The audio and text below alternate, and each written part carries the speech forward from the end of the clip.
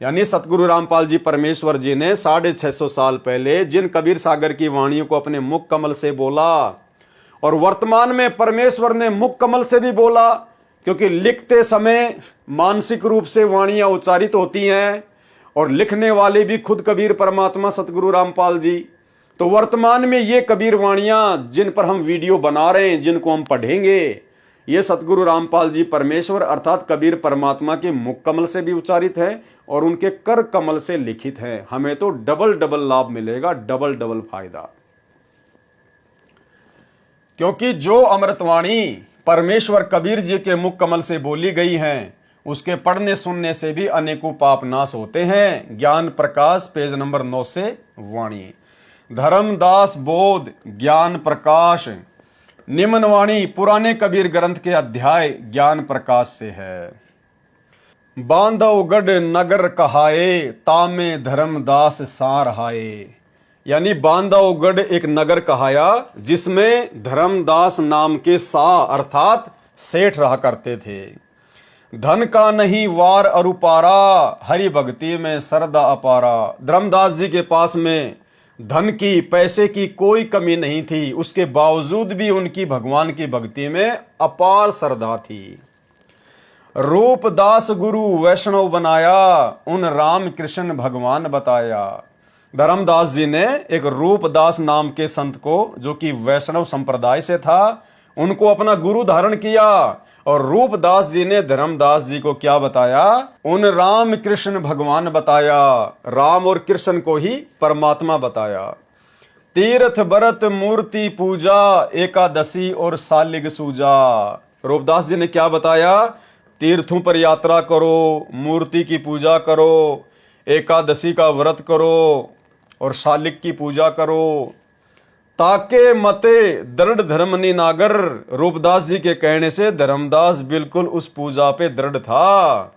भूल रहा वह सुख का सागर, शास्त्र विरुद्ध साधना में असली भक्ति को भूला बैठा था। तीर्थ करन को मन चाहा, गुरु आज्ञा ले चला उमाहा। जब धर्मदास जी का तीर्थों की यात्रा करने का मन किया तो ऐसे मनमुखी होकर नहीं गया। धर्मदास जी ने रूपदास जी को गुरु धारण कर रखा था, और जब धर्मदास जी की इच्छा हुई तीर्थों का भ्रमण करने की, तो जैसे वर्तमान में हमारे पूज्य गुरुदेव भगवान तो हिसार जेल में बैठे हैं, और जो निकम्मी टाइप की आत्मा होती है ना भगत, कोई तो मसूरी घूमने जा रहा है, कोई शिमला घूमने जा रहा है, कोई आसाम घूमने जा रहा है, कोई कबीर चोरा देखने जा रहा है, कोई मगर देखने जा रहा है, कोई गरीबदास जी का छुड़ानी धाम देखने जा रहा है। हमें शिक्षा लेनी चाहिए। धर्मदास जी को जब तीर्थ यात्राओं पर जाने की इच्छा हुई तो थैला उठा के मनमुखी रूप से नहीं गया। अपने गुरु रूपदास से पहले आज्ञा प्राप्त की कि हे गुरुदेव, यदि आपकी आज्ञा हो तो आपका दास कुछ तीर्थों की यात्रा करना चाहता है। रूपदास जी ने आज्ञा दी, तब धर्मदास जी तीर्थों की यात्रा पर गया। यानी गुरु आज्ञा, गुरु वचन इतना महत्व रखता है। उपदेश लेने के बाद भगत ने मनमुखी होकर कोई भी ऐसी क्रिया नहीं करनी होती है। तीर्थ करन को जब मन चाहा, गुरु आज्ञा ले चला उमाहा। उमंग में भरकर गुरु की आज्ञा लेकर तीर्थों की यात्रा पे चला। भटकत भरमत मथुरा आया, कृष्ण सरोवर में उठ नहाया। मथुरा आ गए और श्री कृष्ण सरोवर में नहाए। चौका लीपा पूजा कारण, मिट्टी वगैरह का गोबर वगैरह मिला के जो भी होता था उसका लीपा पोती करी, जमीन को लीपा। फिर लगा गीता श्लोक उच्चारण, फिर बैठकर गीता जी के श्लोकों का अध्ययन करने लगा, पाठ करने लगा। ताही समय एक साधु आया, उसी समय साधु का रूप बनाकर कबीर परमात्मा सतगुरु रामपाल जी भगवान आए। 5 कदम पर आसन लाया और 5 कदम की दूरी पर परमात्मा बैठ गए। धर्मदास को कहा आदेशा, धर्मदास जी से परमात्मा ने कहा, देखो धर्मदास जी को अपनी शरण में लगाने के लिए कबीर परमात्मा सतगुरु रामपाल जी ने कहा कि आदेश महाराज, आदेश। धर्मदास को अपनी शरण में लेने के लिए, उनसे बातचीत शुरू करने के लिए। धर्मदास जी को कह रहे भगवान कि आदेश महाराज, आदेश। धर्मदास को कहा आदेशा, जिंदा रूप साधु का भेसा। परमात्मा ने जिंदा महात्मा का रूप बना रखा था। धर्मदास देखा नजर उठाई, पूजा में मगन कुछ बोला नहीं। धर्मदास ने नजर उठा के देखी और उसके बाद वापस अपनी पूजा पाठ में मगन हो गया। जग्यासुवत देखे दाता, धर्मदास जाना सुनत है बाता। परमात्मा एक जिज्ञासु भगत की भांति धर्मदास जी की उस क्रिया को देखने लगे बड़े ध्यान से।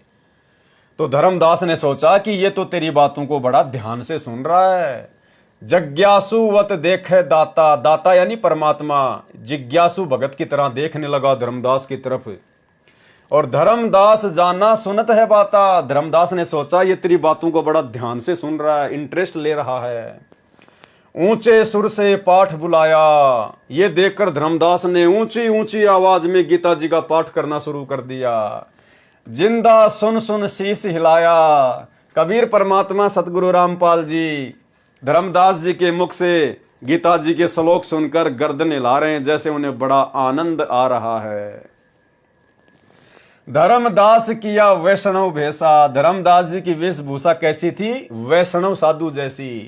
कंठी माला तिलक परवेशा, पूजा पाठ कर किया विश्रामा, जिंदा पुण्य किया प्रणामा। अब धर्मदास जी ने पूजा पाठ करके और आराम करने लग गए। उसी समय जिंदा रूप में कबीर परमात्मा सतगुरु रामपाल जी भगवान ने उनको फिर से जाकर प्रणाम किया, नमस्कार किया, उनसे बातचीत शुरू करने के लिए। देखो कैसे परमात्मा हम जीव आत्माओं के नजदीक आते हैं। भाइयों और बहनों, ये लीला परमात्मा ने अकेले धर्मदास जी के साथ में ही नहीं की, आप और हम आत्माओं को भी परमात्मा ने शुरुआत में इसी प्रकार से अपने नजदीक लगाया था। जैसा खेल, जैसी लीला परमात्मा ने धर्मदास जी के साथ की, ऐसी लीला भिन्न भिन्न प्रकार की लीलाएं, यानी इतनी मेहनत, इतना ही संघर्ष, इतना ही प्रयास गुरुदेव ने हम असंख्य आत्माओं को अपने नजदीक लाने के लिए किया, हमारे अंदर भक्ति का बीज डाला। जिंदा कहे मैं सुना पाठ अनुपा। जिंदा बाबा के रूप में कबीर परमात्मा सतगुरु रामपाल जी कहने लगे कि मैंने आपका पाठ सुना है, बहुत ही अच्छा लगा। तुम हो सब संतन के भूपा, आप तो मुझे सभी साधु संत महात्माओं के राजा महाराजा की तरह लग रहे हो, मुझे आप संत शिरोमणि लग रहे हो, संत भूपा। मौके ज्ञान सुनाओ गोसाई, भक्ति सरस कहीं नहीं पाई। क्या कहा परमात्मा ने धर्मदास जी से कि हे गोसाई, हे स्वामी, मुझे आप अपना ज्ञान सुनाइए, ज्ञान समझाइए, ऐसा ज्ञान तो मुझे कहीं सुनने को ही नहीं मिला। मौके ज्ञान सुनाओ गोसाई, भक्ति सरस कहीं नहीं पाई। मुस्लिम हिंदू गुरु बहु देखे, आत्म संतोष कहीं नहीं एक के। मैंने बहुत सारे मुस्लिम धर्म गुरुओं को देखा, हिंदू गुरुओं को देखा, लेकिन मेरी आत्मा उनकी भक्ति से, उनकी क्रियाओं से संतुष्ट नहीं हो पाई। आपके पास मुझे थोड़ी बहुत उम्मीद लग रही है। धर्मदास मन उठी उमंगा। अब ऐसी बातें सुन के परमात्मा के मुख कमल से और धर्मदास के मन में उमंग उठने लगी। सुनी बड़ाई तो लाग्या चंगा। जब परमात्मा के मुख से, एक जिंदा महात्मा के मुख से धर्मदास ने जब अपनी इस प्रकार की बड़ाई सुनी, तो परमात्मा कहते हैं सुनी बड़ाई तो लाग्या चंगा। चंगा यानी अच्छा लगना। धर्मदास जी को बड़ा आनंद आया, बड़ा अच्छा लगा।